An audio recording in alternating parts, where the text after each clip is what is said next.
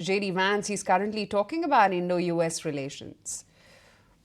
Seem stricken by self-doubt and even fear of the future. To them, humanity is always one bad decision away from catastrophe. The world will soon end, they tell us, because we're burning too much fuel, or making too many things, or having too many children. And so, rather than invest in the future, they too often retreat from it. Some of them pass laws that force their nations to use less power. They cancel nuclear and other energy generation facilities, even as their choices, the choices of these leaders, lead to more dependence on foreign adversaries. Meanwhile, their message to their friends, to countries like India, is to tell them that they're not allowed to grow. Well, President Trump rejects these failed ideas. He wants America to grow, he wants India to grow, and he wants to build the future with our partners all over the globe.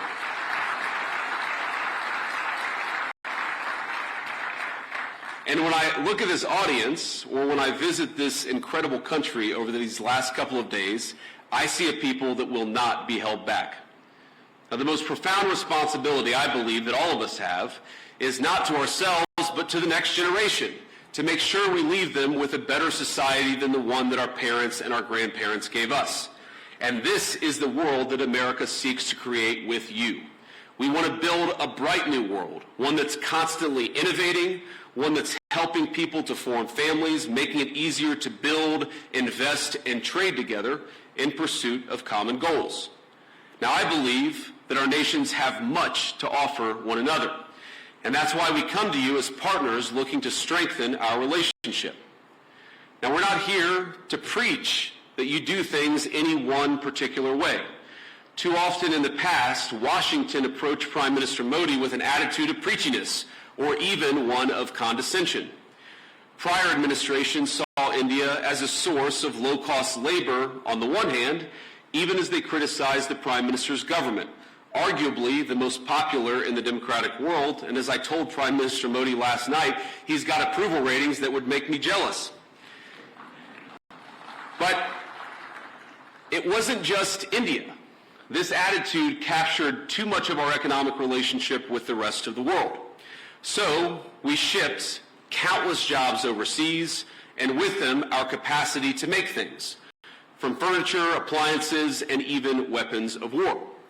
We traded hard power for soft power, because with economic integration, we were told, would also come peace through sameness. Over time, we'd all assume the same sort of bland, secular, universal values, no matter where you lived. The world was flat after all. That was the thesis, and that was what they told us. And when that thesis proved false, or at least incomplete, leaders in the West took it upon themselves to flatten it by any means necessary. But many people across the world, and I think your country counts among them, they did not want to be flattened. Many were proud of where they came from, their way of life, the kind of jobs they worked, and the kind of jobs their parents worked before them. And that very much includes people in my own country, the United States of America. Now, some of you are aware of my own background. I actually didn't plan to talk about my background at all until last night at dinner, while my children mostly behaved. We gave them an A- for behavior with the Prime Minister. The Prime Minister said, I have one request. I want you to talk a little bit about your background. And so I wanted to do that. For those of you who don't know anything about me, I wanted to talk about it. I come from, and I'm biased, the greatest state in the Union, the state of Ohio, a longtime manufacturing powerhouse in the United States of America. My home specifically is a place called Middletown. Now, it's not a massive city by any means. It's not Jaipur, but it's a decent-sized town in a place where people make things, which has been a point of pride in Middletown for generations. It's filled with families like my own, some of whom called us hillbillies, Americans who came down from the surrounding hills and mountains of West Virginia, Tennessee, and Kentucky to cities like Middletown in pursuit of the manufacturing jobs that were creating widespread prosperity for families all across America. They came to Middletown in search of what we call back home the American dream. In Middletown, my parents raised me. My grandparents raised me. They taught us to work hard. They taught me to study hard, and they taught me to love God and my country and always be good to your own. My granddad, who I called Papaw, growing up, he typified that. Late into life, he worked as a steelmaker at the local mill, and I know India has a lot of those. Papaw's job gave him a good wage, stable hours, and a generous pension. All that allowed him to support not just him and my grandmother, but his own daughter and grandkids with him. Now, by the time I came around, money was awfully tight, but he worked hard to make a good living for all of us. Now, I know Papaw and Mamaw were grateful for the way of life their country made possible. Their generation bore witness to the formation of America's great middle class.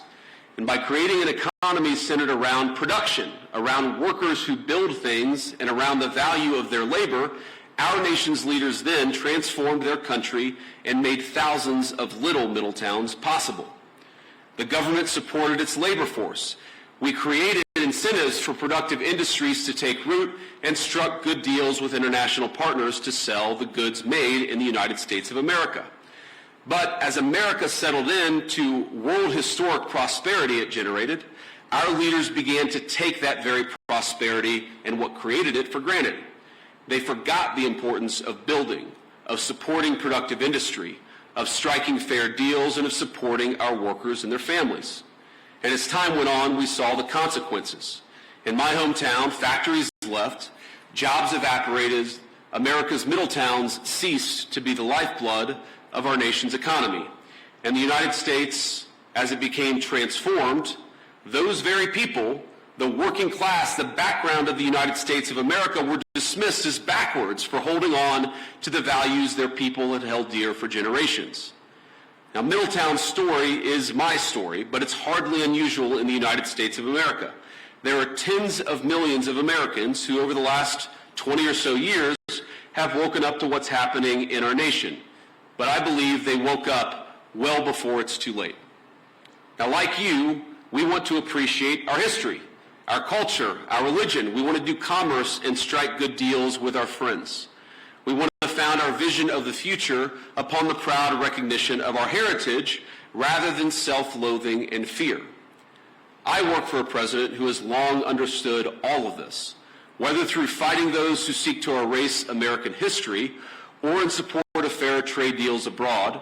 He has been consistent on these issues for decades. And as a result, under the Trump administration, America now has a government that has learned from the mistakes of the past. It's why President Trump cares so deeply about protecting the manufacturing economy that is the lifeblood of American prosperity and making sure America's workers have opportunities for good jobs. As we saw earlier this month, he will go to extraordinary lengths to protect and expand those opportunities for all Americans. And so today I come here with a simple message. Our administration seeks trade partners on the basis of fairness and of shared national interests. We want to build relationships with our foreign partners who respect their workers, who don't suppress their wages to boost exports, but respect the value of their labor. We want partners that are committed to working with America to build things, not just allowing themselves to become a conduit for transshipping others' goods. And finally, we want to partner with people and countries who recognize the historic nature of the moment we're in, of the need to come together and build something truly new, a system of global trade that is balanced, one that is open, and one that is stable and fair. Now, I want to be clear, America's partners need not look exactly like America, nor must our governments do everything exactly the same way. But we should have some common goals, and I believe here in India we do, in both economics and in national security. And that's why we're so excited. That's why I'm so excited to be here today. In India, America has a friend, and we seek to strengthen the warm bonds our great nations already share. Now, critics have attacked my president, President Trump, for starting a trade war in an effort to bring back the jobs of the past, but nothing could be further from the truth. He seeks to rebalance global trade so that America, with friends like India, can build a future worth having for all of our people together. And when President Trump and Prime Minister Modi announced in February that our countries aim to more than double our bilateral trade to $500 billion by the end of the decade, I know that both of them meant it. And I'm encouraged by everything our nations are doing to get us there. As many of you are aware, both of our governments are hard at work on a trade agreement built on shared priorities, like creating new jobs, building durable supply chains, and achieving prosperity for our workers. In our meeting yesterday, Prime Minister Modi and I made very good progress on all of those points. And we were especially excited to formally announce that America and India have officially finalized the terms of reference for the trade negotiation. I think this is a vital step. Thank you.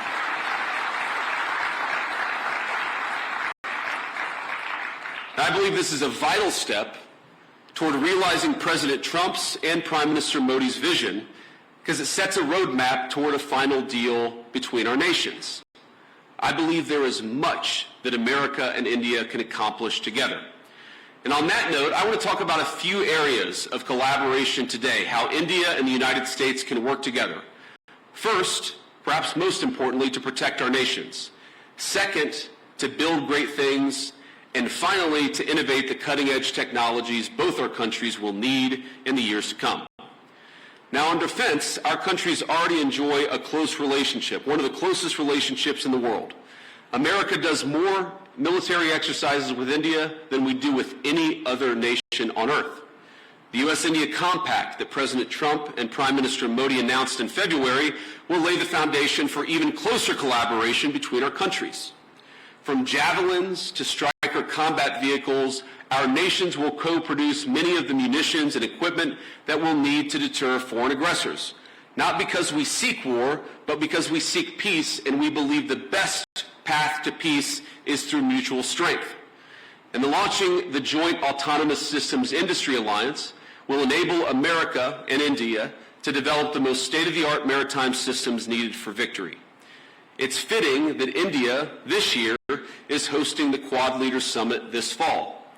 Our interests in a free, open, peaceful, and prosperous Indo-Pacific are in full alignment. Both of us know that the region must remain safe from any hostile powers that seek to dominate it. Growing relations between our countries over the last decade are part of what led America to designate India a major defense partner, the first of that class.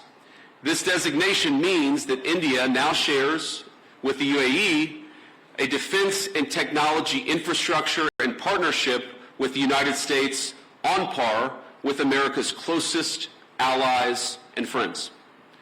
But we actually feel that India has much more to gain from its continued defense partnership with the United States, and let me sketch that out a little bit. We, of course, want to collaborate more. We want to work together more, and we want your nation to buy more of our military equipment, which of course we believe is the best in class. American fifth-generation F-35s, for example, would give the Indian Air Force the ability to defend your airspace and protect your people like never before. And I've met a lot of great people from the Indian Air Force just in the last couple of days. India, like America, wants to build, and that will mean that we have to produce more energy. It's more energy production and more energy consumption. And it's one of the many reasons why I think our nations have so much to gain by strengthening our energy ties.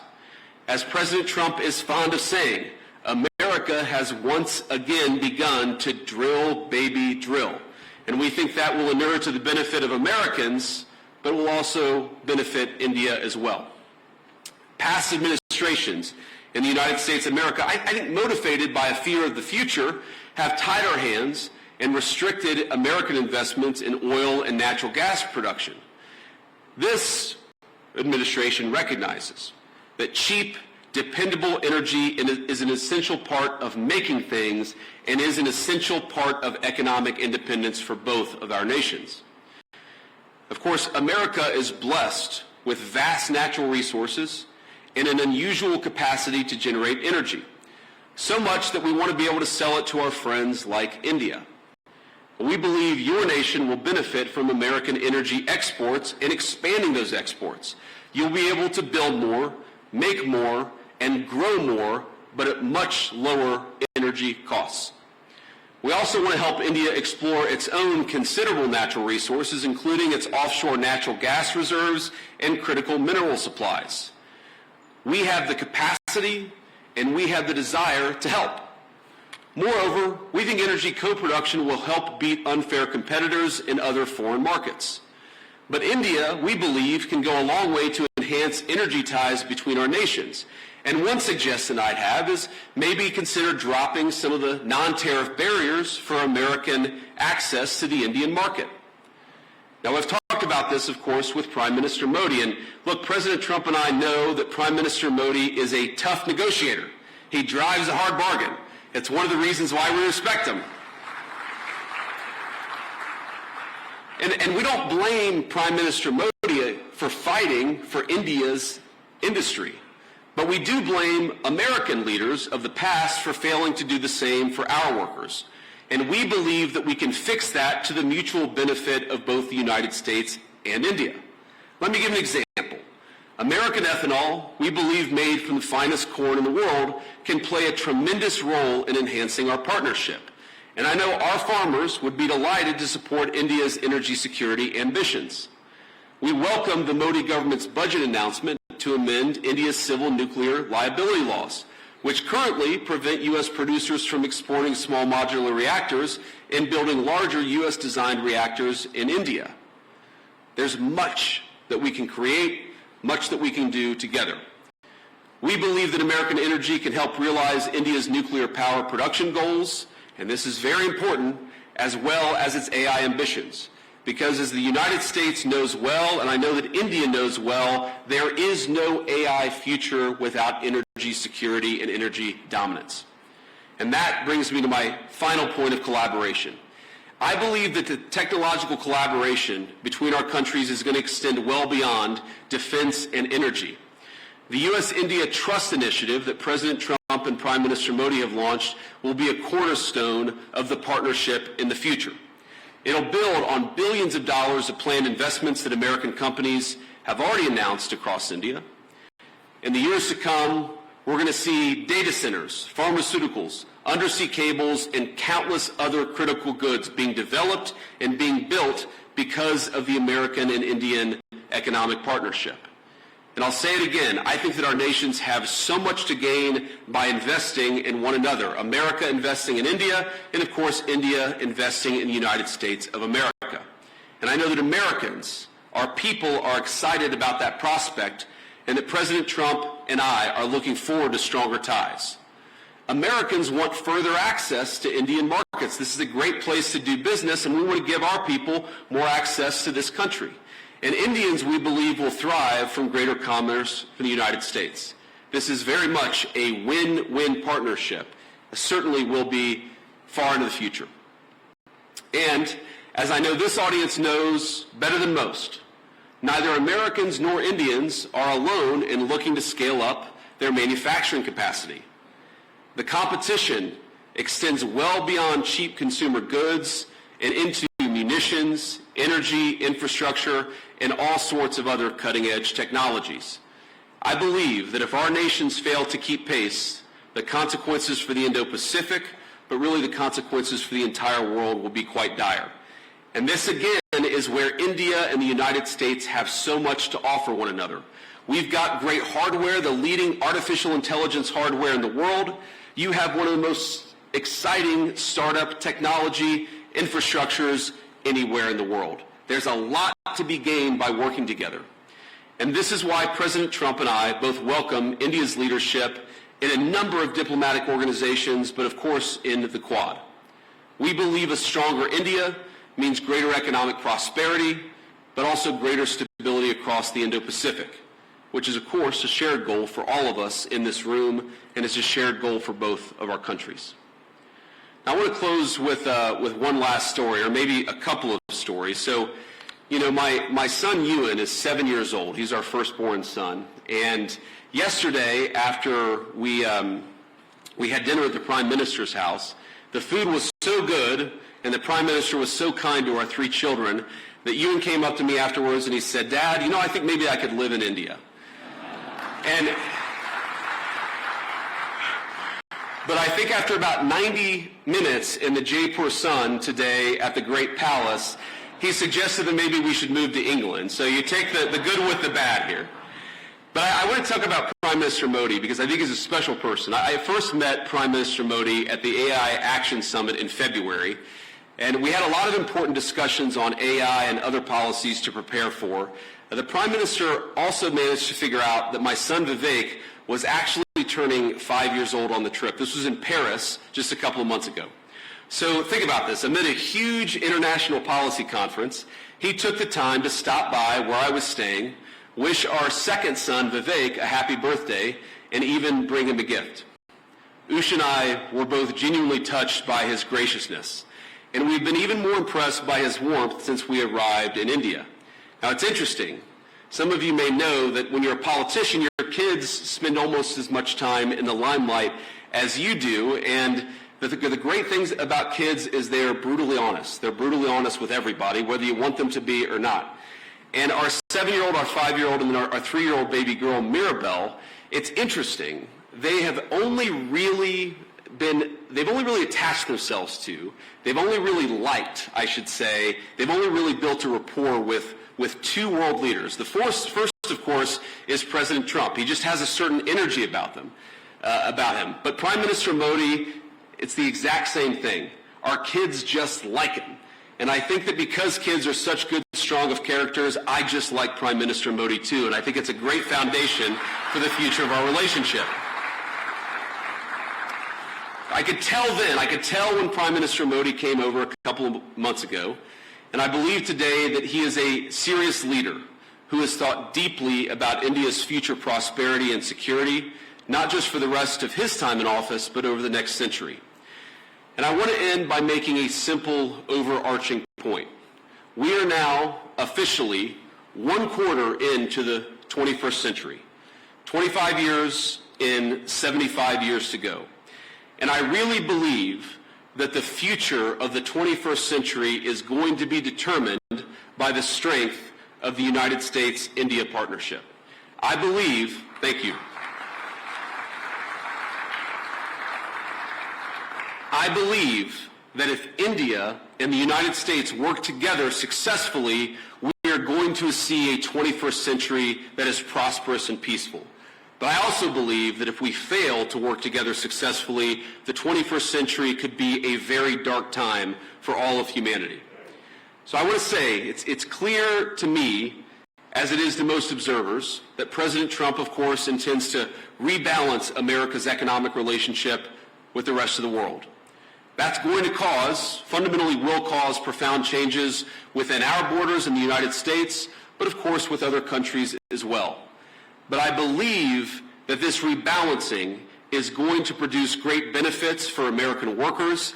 It's going to produce great benefits for the people of India. And because our partnership is so important to the future of the world, I believe President Trump's efforts, joined, of course, by the whole country of India and Prime Minister Modi, will make the 21st century the best century in human history. Let's do it together. God bless you, and thank you for having me.